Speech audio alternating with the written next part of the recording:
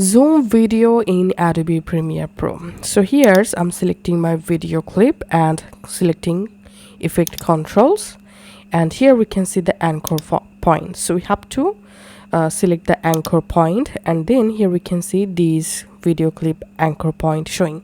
Now all you have to need, add or put this anchor point into the area, which area you want to zoom in. So I want to zoom in this boy face, so I'm just adding this anchor point in here.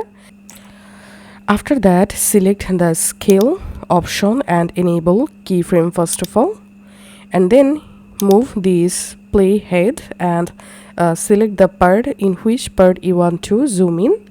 Then again click on this add keyframe option.